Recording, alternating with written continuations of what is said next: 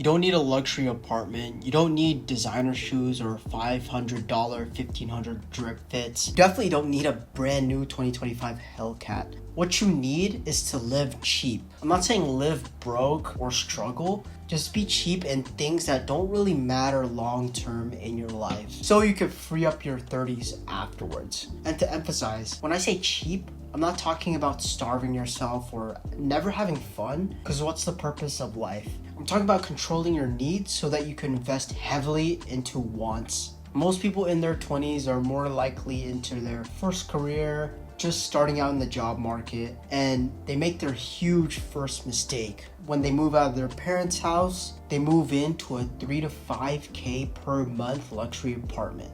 Now that does not make you successful, it makes you stuck. Because when you're renting in a luxury apartment, or apartments in general, you're basically burning your money, right? You're burning your money instead of stacking your cash to buy your freedom. Just aim for a $1,200 to $1,800 range, mid-size, or even just a decent 1-bedroom or studio, which is even better. And look for all the basics, right? A safe spot, a convenient spot, AC, Wi-Fi, even a gym if possible, to save money on a gym membership.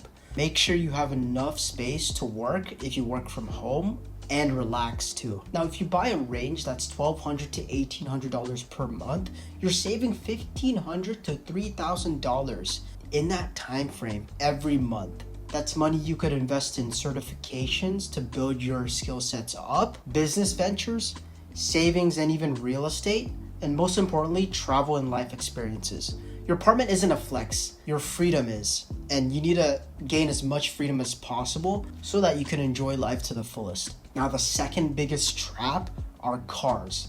Now, you need cars to commute to work, obviously, unless you live in big cities like San Francisco, New York, Chicago. But I'm talking about if you're financing your fucking ego. People finance $1,000 Hellcats or luxury cars when they make only $50K a year pre-tax. And that's fucking insane, man. Not only are you not even buying, you're financing it, which is just draining your money month by month. Now, from personal experience, I used to finance a car until I bought it out, paying $500 a month.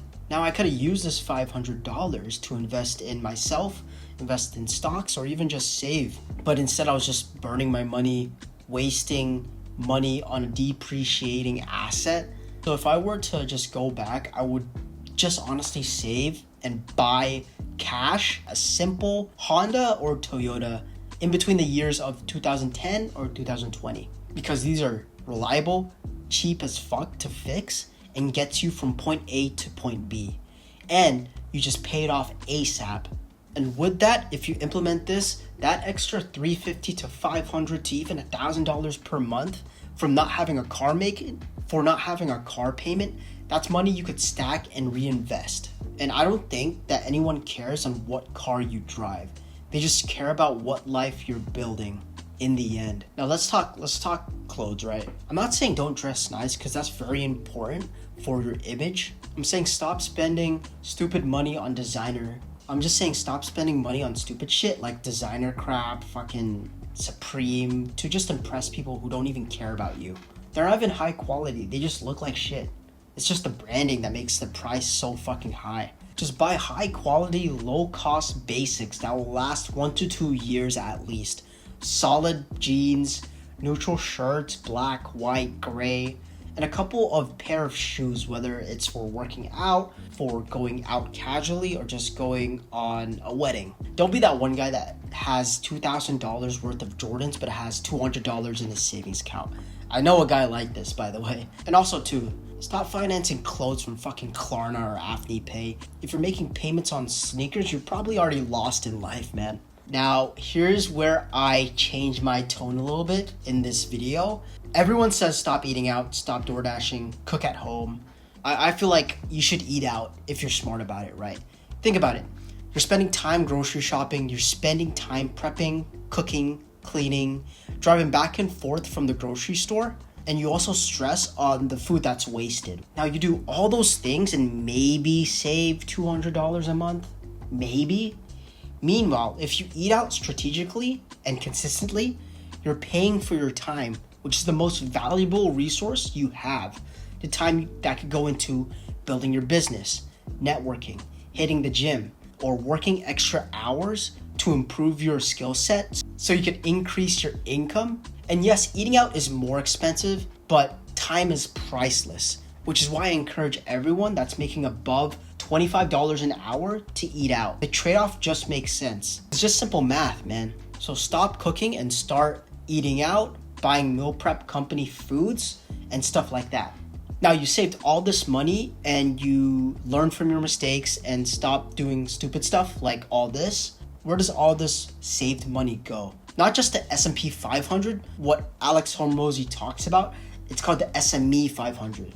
Invest in yourself, certifications to level up your career, coaching to fast track your skills to increase your income, sports, hobbies, health to build confidence. You could also invest in savings, an emergency fund that you could set aside just in case something goes wrong in your life, or even just real estate to build long-term wealth, which I'm currently doing right now and trying to save that up. And most importantly, don't forget to travel and have fun experiences to enjoy your 20s, 30s, 40s without any regret. Now, what's the difference between spending all your money on stupid shit that I just listed and investing in yourself? Now, designer clothes, luxury apartments, cars depreciate, while investing in yourself, your skills, your hobbies compounds over time. And that's what freedom gives you.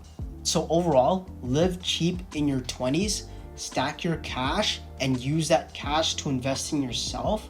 Buy freedom, not flexes. Because trust me, the flex isn't a Hellcat at 25. The real flex here is owning your time by the age you're 30. Now, if you don't want to waste your 20s and build the life that you want, click the link below. I have a Calendly link to help you out on career tips, internship tips, college tips, anything, and talk soon.